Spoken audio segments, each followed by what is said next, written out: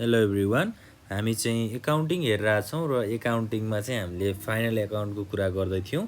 Final एकाउन्टको कुराहरू गर्दाखेरि चाहिँ हामीले trading account, profit and loss account, त्यसै गरी प्रफिट एन्ड लस एप्रोप्रिएसन अकाउन्टको कुराहरू चाहिँ डिस्कस गरिसकेका छौँ। अब हामी ब्यालेन्स सिटको कुराहरू डिस्कस गर्छौँ है। ब्यालेन्स सिट भनेको चाहिँ के हो त? ब्यालेन्स सिट चाहिँ एउटा स्टेटमेन्ट हो हैन। It is a statement which shows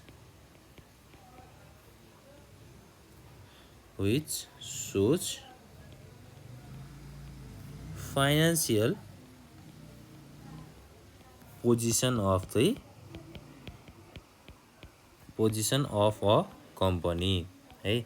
कुनै पनि एउटा कम्पनी छ अथवा संस्था छ, त्यो संस्थाको चाहिँ के गर्छ त उसले फाइनान्शियल पोजिसन देखाउँछ। कसले त? ब्यालेन्स सिटले है। ब्यालेन्स सिटलाई चाहिँ हामीले के पनि भन्न मिल्छ त?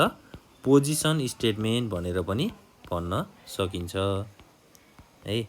ब्यालेन्स सिटलाई चाहिँ पोजिसन स्टेटमेन्ट भनेर पनि भन्न सकिन्छ। अब हाम्रो ब्यालेन्स सिटमा चाहिँ कस्तो खालको अकाउन्टहरू अथवा कस्तो खालको आइटमहरू जान्छ भन्ने कुराहरू हुन सक्छ हैन। जस्तै ब्यालेन्स सिटमा चाहिँ दुईटा कुराहरू हुन्छ है। एउटा हुन्छ एसेट्स र अर्को हुन्छ के त? लायबिलिटिज। अब एसेट्स भन्ने बित्तिकै हामीले के भनेको थियौँ त? एसेट्सलाई एसेट्स भनेको सम्पत्ति हो हैन। एसेट्स र लायबिलिटिज दुईटा कुराहरू हुन्छ। एउटा एसेट्स भयो त्यो भनेको सम्पत्ति, अर्को लायबिलिटिज भयो त्यो भनेको दायित्व है। अब जस्तै हामीले लोनहरू लिन्छौँ हैन, त्यसै गरी अब तिर्नुपर्ने पैसाहरू हुन सक्छ। त्यो सबै कुराहरू चाहिँ हामीले कहाँ इन्ट्री गर्छौँ त? लायबिलिटी साइडमा चाहिँ इन्ट्री गर्छौँ है। ब्यालेन्स सिट चाहिँ एउटा हाम्रो फाइनल अकाउन्ट बनाउने लास्ट स्टेप हो है। फाइनल अकाउन्टमा चाहिँ हामीले सुरुमा के गर्थ्यौँ त? ट्रेडिङ अकाउन्टहरू बनाउँथ्यौँ हैन। त्यसै गरी प्रफिट एन्ड लस अकाउन्ट बनाउँथ्यौँ। अब ब्यालेन्स सिट चाहिँ के हो त? Final step of final account. ल, यति कुरा बुझियो भने हाम्रो ब्यालेन्स सिटको लगभग कुराहरू थाहा हुन्छ। अब ब्यालेन्स सिटले चाहिँ के कुराहरू दिन्छ त भन्दा, जस्तै पर्सनल एकाउन्ट, रियल अकाउन्ट बनाउने। पर्सनल अकाउन्ट र रियल अकाउन्टको चाहिँ समरी है। पर्सनल अकाउन्ट र रियल अकाउन्ट भनेको के हो, त्यसको एउटा समरी इन्फर्मेसनहरू पनि हामीलाई ब्यालेन्स सिटले चाहिँ प्रोभाइड गर्छ। मेन कुरा भनेको चाहिँ यसमा के बुझ्नु पर्यो त? ब्यालेन्स सिट भनेको चाहिँ एउटा स्टेटमेन्ट हो जसले चाहिँ एउटा कम्पनीको फाइनान्शियल पोजिसनलाई डिस्प्ले गर्छ अथवा फाइनान्शियल पोजिसनलाई देखाउँछ भन्ने कुराहरू चाहिँ हामीले बुझ्नु पर्यो। अब ब्यालेन्स सिट बनाउने फर्मेटको कुराहरू पनि छ है। फर्मेटको कुरामा जानुभन्दा अगाडि चाहिँ हामी के कुरा गर्छौँ त? Items included in balance seat. Balance सिटमा चाहिँ कस्तो खालको आइटमहरू जान्छ अथवा कस्तो खालको अकाउन्टहरू जान्छ भन्ने कुराहरू डिस्कस गर्छौँ। अब एउटा छ हाम्रो क्यापिटल एन्ड लायबिलिटिज, जुन चाहिँ हामीले माथि कुरा गरिसकेका छौँ हैन। एसेट्स र लायबिलिटिज हुन्छ भनेका थियौँ नि हामीले। अब क्यापिटल एन्ड लायबिलिटिजको साइडमा चाहिँ त्यो भित्र चाहिँ कस्तो खालको आइटमहरू जान्छ त? जस्तै फर्स्टमा छ सेयर क्यापिटल। सेयर क्यापिटल भनेको के हो त? कुनै पनि संस्थाको पुँजी है। सेयरलाई चाहिँ हामीले के भन्छौँ त? नेपालीमा पुँजी भनेर भन्छौँ है। अब एउटा कम्पनीले के गर्छ त? सेयरहरू इस्यु गर्छ। अब सेयरको कुराहरू त हामीले अघिल्ला क्लासहरूमा गरिसकेका छौँ हैन। सेयर भनेको के हो त? कुनै पनि एउटा कम्पनीले आफ्नो युजरहरूमा अथवा आफ्नो पब्लिकहरूमा चाहिँ सेयरहरू इस्यु गर्छ। त्यो सेयरबाट के कलेक्सन हुन्छ त? पैसा कलेक्सन हुन्छ हैन। त्यो पैसा चाहिँ उनीहरूले आफ्नो बिजनेस चलाउनको लागि अथवा कम्पनी चलाउनको लागि चाहिँ युज गर्छन्। सेयर क्यापिटल भनेको चाहिँ लायबिलिटिजमा हुँदो रहेछ। त्यसै गरी अर्को के हुने रहेछ? अर्को चाहिँ हाम्रो रिजर्भ एन्ड सरप्लस। अब रिजर्भ एन्ड सरप्लस भनेको चाहिँ के हो त है? रिजर्भ एन्ड सरप्लसलाई चाहिँ हामीले प्रफिट भनेर पनि भन्न सक्छौँ है। यो चाहिँ प्रफिटको एउटा पार्ट हो, फाइदाको एउटा पार्ट हो भनेर भन्न सकिन्छ। जस्तै अब प्रफिट एन्ड लस अकाउन्ट बनाउँदाखेरि हामीले के कुराहरू थाहा पाउँथ्यौँ त? एउटा कम्पनीको प्रफिट चाहिँ कति भयो, त्यसको घाटाहरू कति भयो भन्ने कुराहरू थाहा पाउँथ्यौँ। अब प्रफिट भयो भने त्यसलाई हामीले रिजर्भ अथवा सरप्लस अमाउन्ट भनेर भन्ने रहेछौँ है। त्यसै गरी अर्को छ secured loans. Secured loans secured loans भन्ने बित्तिकै हामीले के कुरा याद गर्नु पर्यो? यहाँ डिबेन्चरको कुरा याद गर्नु पर्यो है। डिबेन्चर भनेको के थियो त? ब्याङ्क लोन भन्ने। अब डिबेन्चर भनेको चाहिँ एउटा लोन जस्तै थियो हैन, जुन चाहिँ हामीले पब्लिकहरूबाट उठाउँथ्यौँ। डिबेन्चर उठाइसकेपछि के हुन्थ्यो त? त्यो चाहिँ एउटा ऋणको रूपमा हुन्थ्यो। अब त्यसलाई चाहिँ हामीले सर्टेन अमाउन्टसम्म चाहिँ एग्रिमेन्ट गरेर आफ्नो कम्पनीमा युज गरिसकेपछि त्यसलाई फिर्ता गर्नुपर्ने थियो। अब सेक्युर्ड लोनको कुराहरू, ऋणको कुराहरू भयो। त्यसै गरी अर्को के हुनसक्छ? Current liabilities. लायबिलिटिज भन्ने बित्तिकै के बुझ्नु पर्यो त? दायित्व अथवा तिर्नुपर्ने, कसैलाई दिनुपर्ने है। जस्तै करेन्ट लायबिलिटिजहरूमा चाहिँ अब के हुनसक्छ?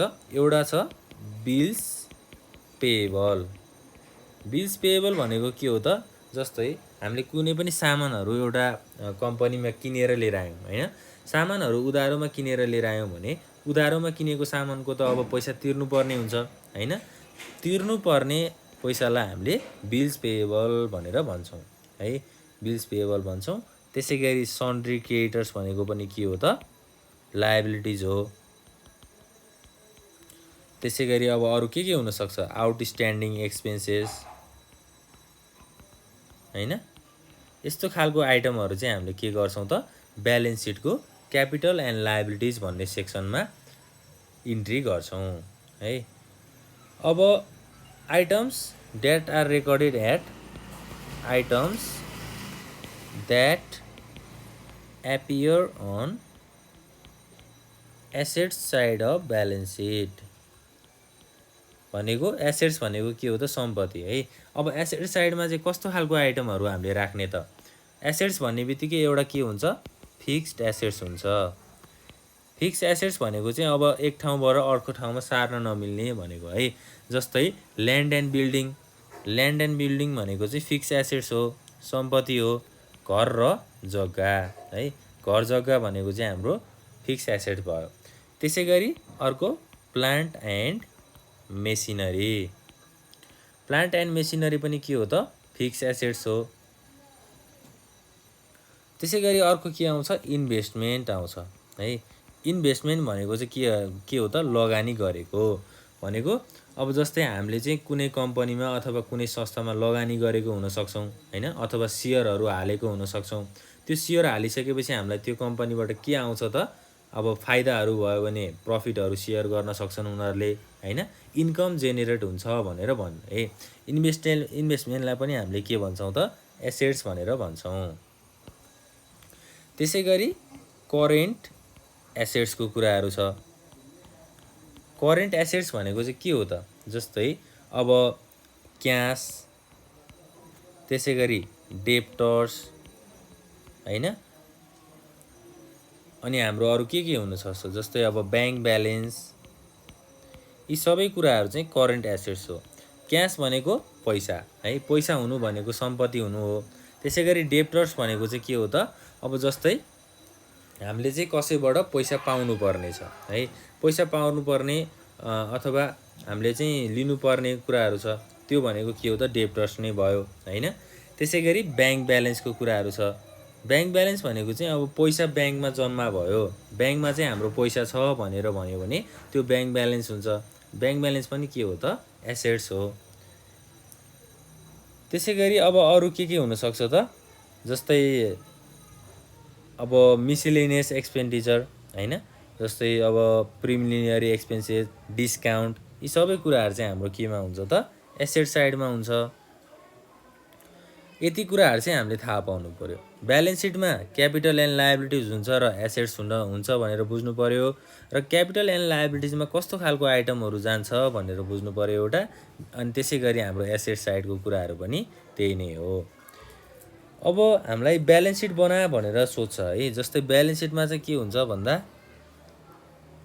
जस्तै अब इक्जाम्पलमा following items are from, suppose अब XYZ कम्पनी, ल XYZ कम्पनीले चाहिँ फलोइङ आइटम्सहरू ब्यालेन्स सिटमा एड गर अथवा ब्यालेन्स सिटमा चाहिँ राख्नु पर्यो भनेर भन्यो है। अब के भन्छ त उसले? जस्तै सन्ड्री क्रेडिटर्स, त्यसै गरी एकाउन्ट्स पेएबल, लोन अथवा ब्याङ्क लोन भनेर भन्न पनि सक्छौँ।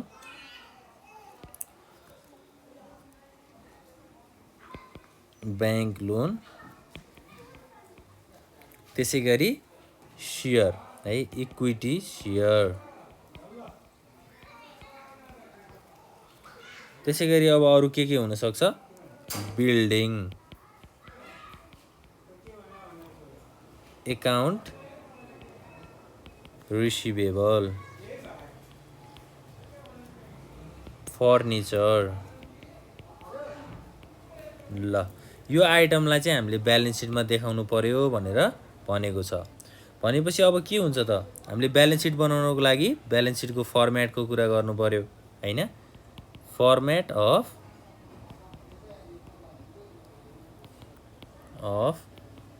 Balance seat. अब एउटा हुन्छ क्यापिटल एन्ड लायबिलिटिज, त्यसै गरी अमाउन्ट हुन्छ र अर्को के हुन्छ? एसेट्स हुन्छ र एमाउन्ट हुन्छ है। यसलाई चाहिँ हामीले सर्ट फर्ममा लेखौँ, हाम्रो स्पेस नपुग्न सक्छ। एउटा चाहिँ capital and liabilities,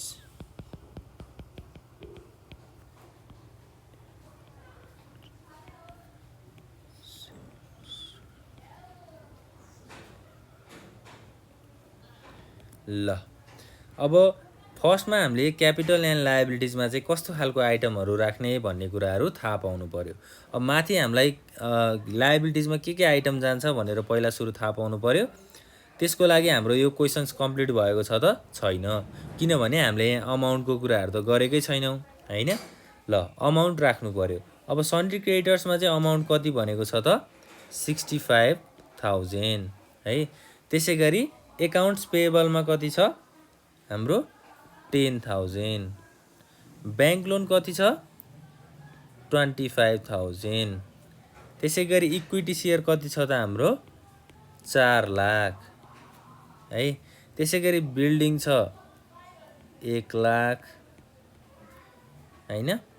account receivable 10,000 र फर्निचरमा कति छ त? 30,000। र यो क्वेसन चाहिँ अझै कम्प्लिट भइसकेको छैन। क्वेसन्स कम्प्लिट हुनको लागि चाहिँ अब यहाँ हामीलाई जस्तै नेट प्रफिट दिएको हुनसक्छ है। नेट प्रफिट चाहिँ 5,000 छ। भनिसकेपछि अब हामीले यो आइटमहरूलाई चाहिँ के गर्नु पर्यो त? ब्यालेन्स सिटमा राख्नु पर्यो। अब फर्मेटको कुराहरू त हामीले गरिसकेका छौँ हैन? ल अब फर्स्टमा क्यापिटल एन्ड लायबिलिटिजमा हाम्रो सन्ड्री क्रेडिटर्स छ फर्स्टमा है। सन्ड्री क्रेडिटर्स भनेको के हो त? लायबिलिटिज हो। त्यही भएर हामीले त्यसलाई लायबिलिटी साइडमा राख्नु पर्यो। त्यसै गरी अब हाम्रो आइटममा चाहिँ इक्विटी सेयरको कुराहरू गरेको छ कि छैन है? पहिला सुरु चाहिँ हामीले लायबिलिटी साइडमा इक्विटी सेयर भनेर राख्नुपर्छ। इक्विटी सेयर अथवा इक्विटी सेयरको ठाउँमा चाहिँ सेयर क्यापिटल भनेर पनि दिएको हुनसक्छ है। सेयर क्यापिटल भनेर पनि भनेको हुनसक्छ। इक्विटी सेयर चाहिँ कति छ? 4 लाख छ। अब हामीले के गर्नु पर्यो?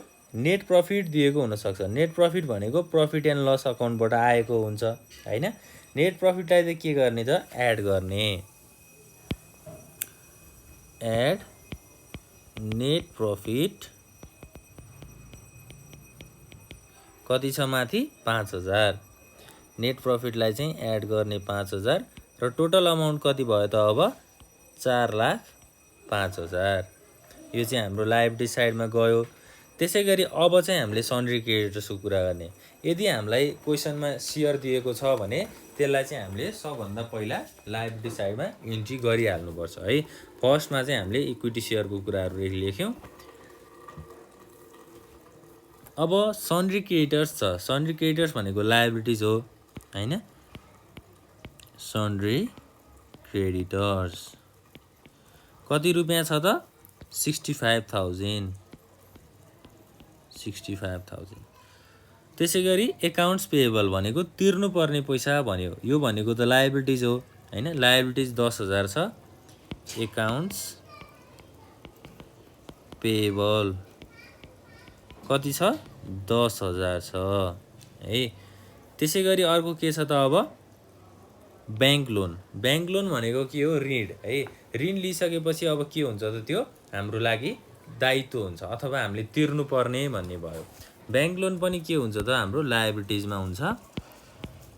बैंक लोन कति छ त हाम्रो 25,000 है। 25,000 लाई चाहिँ लायबिलिटी साइडमा लेख्नु पर्यो। त्यसैगरी अब डेबिटको हाम्रो बिल्डिङ एकाउन्ट्स रिसिभेबल फर्निचर भनेको चाहिँ यो के हो त एसेट्स हो। किनभने अब बिल्डिङ भनेको त घर हो। घर भनेको हाम्रो लागि के हुन्छ त सम्पत्ति हुन्छ हैन। सम्पत्ति भनेको के हो त एसेट्स हो। बिल्डिङमा कति छ 1 लाख हैन। त्यसैगरी एकाउन्ट्स रिसिभेबल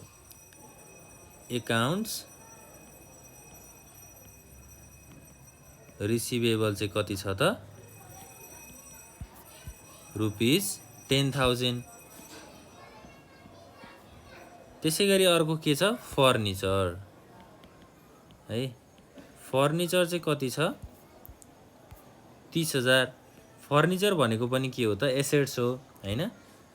ल यी तीनटा कुराहरु चाहिँ हामीले एसेट साइडमा राख्यौं है। अब हाम्रो सबै आइटमहरु गएको छ कि छैन ब्यालेन्स सिटमा। क्यापिटल एन्ड लायबिलिटिजमा हाम्रो इक्विटी शेयरको कुरा भयो, सन्ड्री क्रेडिटर्सको कुरा पनि भयो, एकाउन्ट्स पेएबल भयो, बैंक लोन भयो है। यो कुराहरु हामीले एड गर्यौं। त्यसैगरी एसेट साइडमा बिल्डिङ एकाउन्ट रिसिभेबल फर्निचरको कुराहरु भयो। ल यसरी चाहिँ हामीले के गर्छौं त ब्यालेन्स सिट तयार पार्छौं। अब हामीले एक्जाम्पलमा चाहिँ हामीले र्यान्डमली अमाउन्टहरु राख्दै गएका छौं। त्यसैले चाहिँ अब टोटल हाम्रो क्यापिटल एन्ड लायबिलिटिज र एसेट साइड टोटल नआउन सक्छ। तर हामीलाई क्वेशन्सले चाहिँ के भनेको हुन्छ त एसेट्स र लायबिलिटिज साइड चाहिँ के हुनु पर्यो त इक्वल हुनु पर्यो भनेर भन्छ है। अब यहाँ चाहिँ हामीले र्यान्डमली अमाउन्ट राख्दै गएको हुनाले यो इक्वल नहुन पनि सक्छ। यसमा हामीले कुनै आपत्ति जान्नु पर्दैन है। ल यो कुराहरु चाहिँ हामीले बुझ्नु पर्यो। अब ब्यालेन्स सिटमा कस्तो खालको अमाउन्टहरु जाँदो रहेछ भन्ने कुराहरु चाहिँ हामीले बुझ्नु पर्छ है। एसेट्समा कुन आइटम राख्ने, क्यापिटल एन्ड लायबिलिटिजमा कुन आइटम राख्ने भन्ने कुराहरु हेरौं है त। ल